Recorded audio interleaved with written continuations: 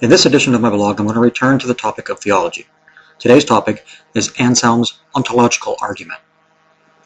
This argument, paraphrased, says God is greater than anything we can imagine, and since we can imagine and create truly great things, God's existence is therefore proven. Anselm is Saint Anselm, a medieval theologian. Ontology is a basic metaphysical study of the nature of existence.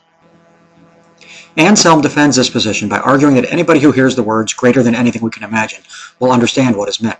Therefore, the idea of something beyond comprehension is itself an understood idea, even if the person can't conceive what it actually means.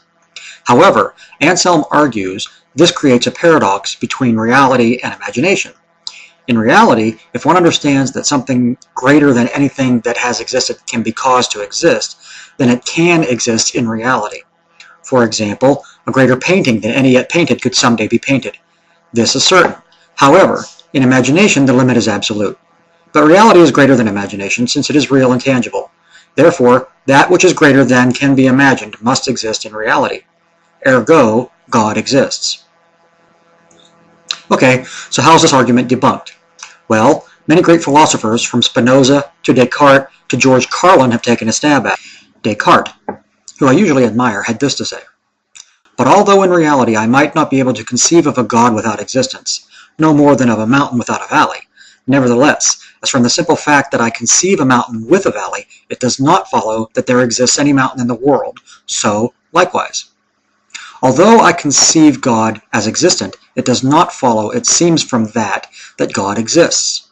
For my thought does not impose any necessity on things. And as there is nothing to prevent my imagining a winged horse, although there is none which has wings, so I might perhaps be able to attribute existence to God, although there might not be any God which existed. This, it seems to me, seems reasonable. Yet Descartes goes on to say, we can think about things that are perfect, yet we do not experience them at all, nor are we perfect enough to create them. Yet we have the idea of perfection. Now how can we, as imperfect beings, come up with the idea of perfection? There must be a perfect being, God, who has placed that idea within us innately. This, to me, is sophistry. It is cogito ergo sum gone haywire. In other words, just because you think something must be doesn't make it so. We can and have thought of other gods, of fairies, of utopias, of flying spaghetti monsters, yet none of these things are so.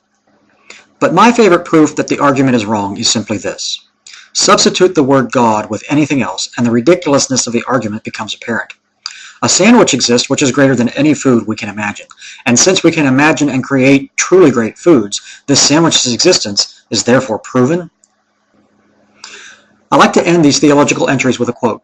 Today I end with a quote from George Carlin. I credit that 8 years of grammar school with nourishing me in a direction where I could trust myself and trust my instincts. They gave me the tools to reject my faith.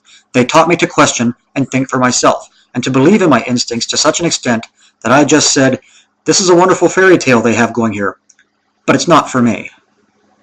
Thank you.